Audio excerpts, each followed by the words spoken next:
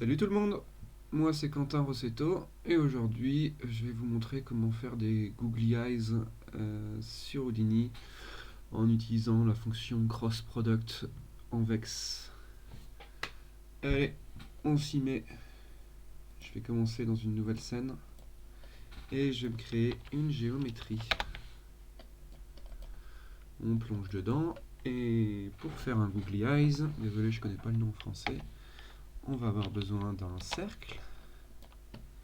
Ce cercle, je vais augmenter les divisions pour avoir quelque chose d'un peu plus lisse sur le côté. Et je vais aussi le tourner 280 degrés en X ou en Z afin qu'il pointe en Z positif. On ne voit pas trop là, mais le Z positif c'est par là.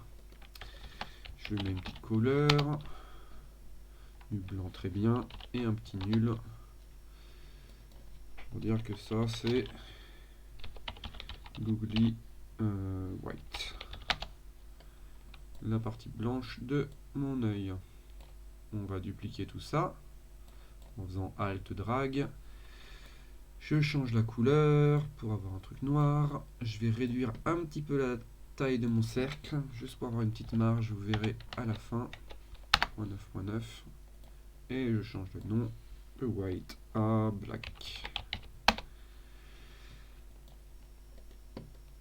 Je vais maintenant m'occuper des points sur lesquels on va copier cet œil. Pour ça, je vais me créer une sphère.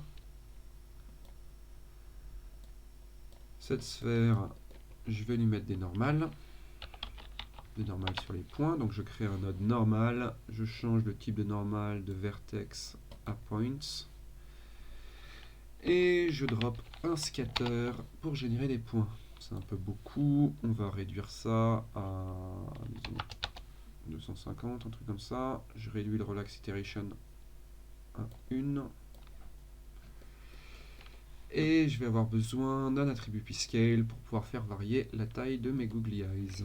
Donc créez-nous cet attribut pscale avec un attribut randomize. On change le name de cd à pscale en minuscule. La dimension, c'est qu'une seule dimension. Et j'aime bien utiliser le custom ramp pour régler mon pscale avec une valeur minimum qui va être genre 0.05 et une valeur maximum de 0.1. De tête, ça devrait être les bonnes valeurs. On va vérifier ça avec un copy to point entre le blanc de notre œil et ses points. Ça a l'air pas mal, c'est encore peut-être un petit peu gros. Ce qu'on va faire déjà, c'est que pour éviter les interpénétrations de mes yeux, je vais utiliser un point relax. Donc entre cet attribut de randomize, que je vais renommer rand pscale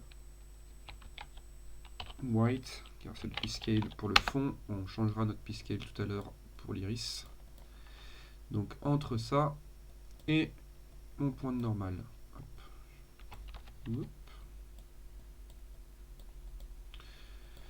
Le relax, j'ai augmenté l'itération à genre 256, ça consomme pas trop. Et le point scale radius, je vais passer à 1.5.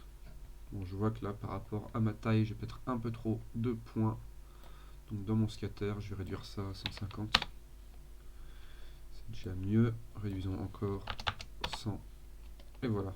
Là, j'ai plein de petits cercles de tailles différentes. Et j'ai pas d'interpénétration. C'est cool. Donc, mettons un petit nul après ce relax pour dire que ça, on a fini les points pour le blanc. Out point white. Ça, je vais faire un truc un peu plus propre. Et on va travailler sur ce qu'il va falloir faire pour pouvoir déplacer les iris vers le bas. Parce que là, si on se fait juste un autre copy to point avec le black et que je mets un petit merge entre les deux,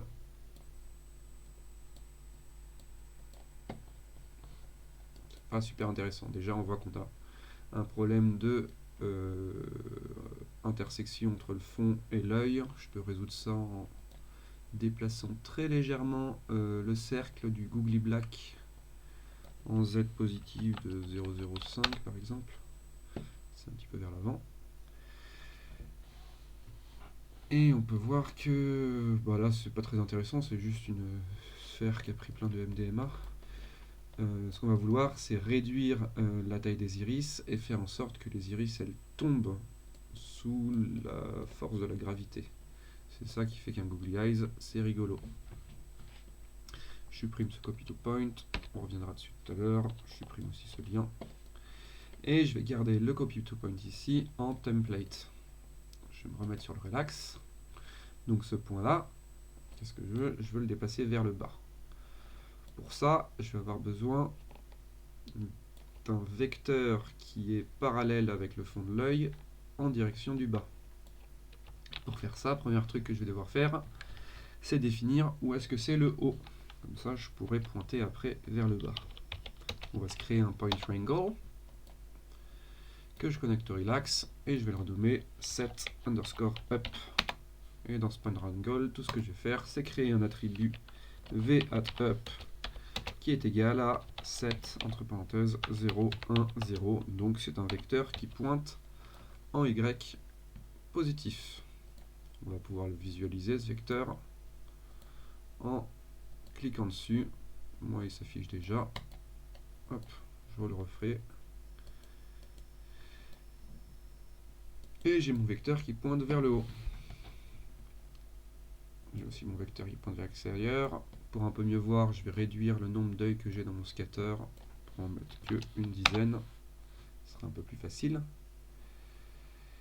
Et ce que je vais faire, c'est que je vais utiliser la fonction crossProduct pour créer un troisième vecteur. La fonction crossProduct, qu'est-ce qu'elle fait? Enfin, elle s'appelle cross, mais c'est le produit en croix de deux vecteurs. Imaginez, par exemple sur ces deux vecteurs, que la normale et up, ça forme deux côtés d'un rectangle ou d'un carré. Si je complète le carré, tac tac, et que je calcule la normale de cette plane, je vais avoir un troisième vecteur qui va être perpendiculaire à cette surface et qui va pointer sur le côté.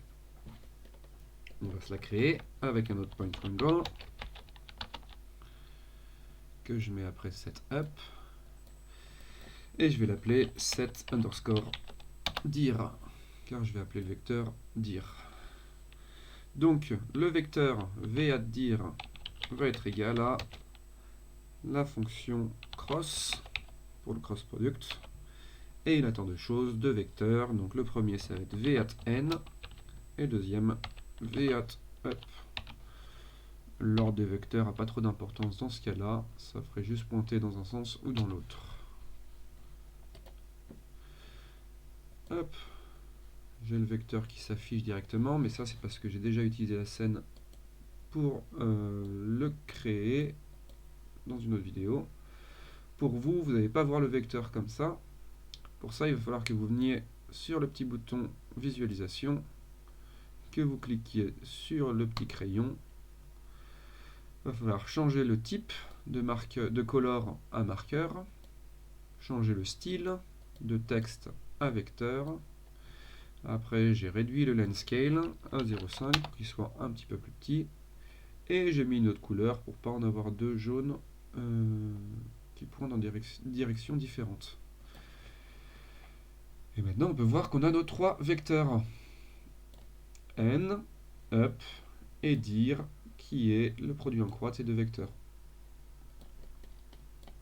Mais ça ne me suffit pas, parce que là, ça ne pointe pas vers le bas.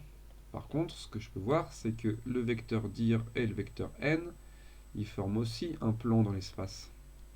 Et si je refais le produit en croix entre vecteur dir et vecteur n, alors j'aurai mon vecteur qui pointe vers le bas, parallèle au fond de l'œil. On va se le refaire donc. v@dir est égal à la fonction cross. Entre quoi? Entre lui-même. Et on va même faire dans le même ordre que tout à l'heure, juste pour que ce soit propre. Entre v@n et v@dir, donc lui-même. Point virgule. Et bim, on a le vecteur qui pointe vers le bas. Par contre, je peux voir que le vecteur, il n'a pas toujours la même longueur. Si je regarde mon géométrie spreadsheet, je pense que je vais en avoir la confirmation. On a des valeurs un peu variables. Donc pour uniformiser ça, encore à la ligne, ou même je peux le faire en englobant le cross, je vais rajouter la fonction normalize qui va uniformiser mon vecteur. Paf, comme ça maintenant il a toujours la même longueur. On va faire le déplacement du point vers le bas dans un autre attribut triangle, juste pour faire un peu plus propre.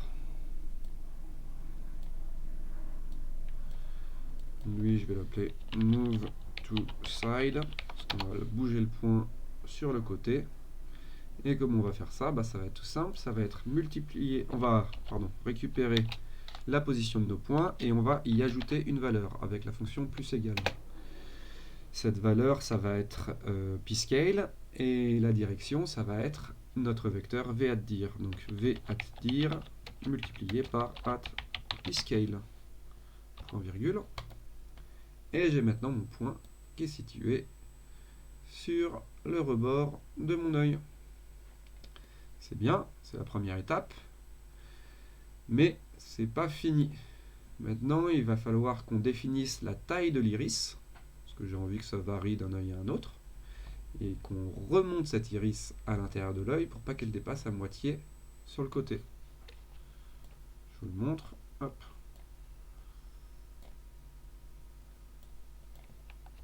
Alors, il y a tous les vecteurs qui s'affichent. Voir que pour l'instant l'iris elle est posée pile poil sur le bord de l'œil. Ça ne convient pas.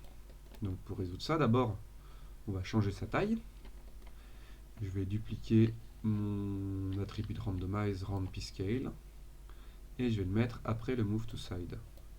Cette fois-ci ça va être roundPscale pour le black. On va changer l'opération de setValue à multiply, comme ça on va se baser sur la taille de l'iris. Et les valeurs, ça va être entre 0,9, que ce soit un petit peu plus petit que l'iris, et peut-être, je sais pas, 0,6, 60% de sa taille. Ouais, pourquoi pas. Cool. Je vais aussi changer le global seed, juste parce que...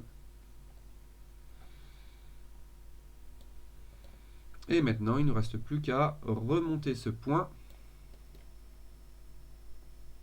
de la taille de notre nouveau pscale fois dir, sauf que cette fois-ci, on ne va pas ajouter la valeur, mais on va la retirer pour que ça aille dans l'autre sens. Un dernier point triangle, hop,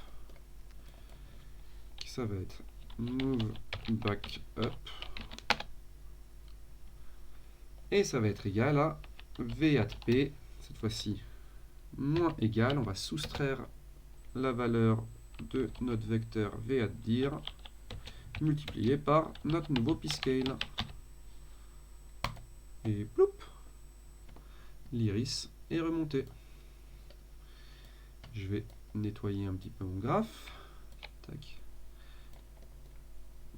Je réorganise un peu. Je peux descendre ça pour éviter d'avoir des lignes qui se croisent. Désactiver le template et je peux regarder le résultat. Ça a l'air de plutôt bien marcher. Peut-être réduire encore plus la taille de l'iris. Je vais changer la distribution. Je vais venir écraser un peu mon ramp comme ça pour faire une distribution de Pareto. Je ne l'ai pas fait ici non plus. J'aime bien cette répartition.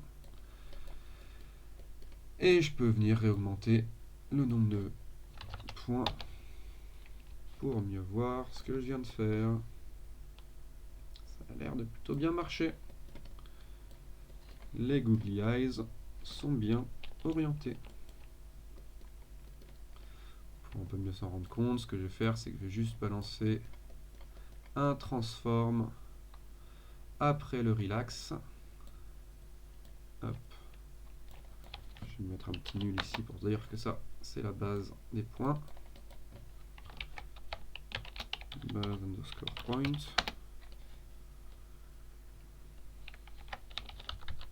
je mets un transform juste derrière. Et ce transform, je vais pas m'embêter, je vais mettre add frame en rotate x et add frame x2 pour que ce soit pareil en rotate y. Et si j'appuie sur play, on va voir ce que ça donne. Mais ça a l'air de bien marcher. Donc voilà pour ce petit cours rapidos. Si je vous ai fait découvrir la fonction cross product, tant mieux, on peut faire plein de choses avec, c'est rigolo. Si vous connaissiez déjà, maintenant vous savez comment faire des googly eyes. C'est tout pour aujourd'hui. Merci d'avoir regardé et je vous dis à la prochaine fois. Salut!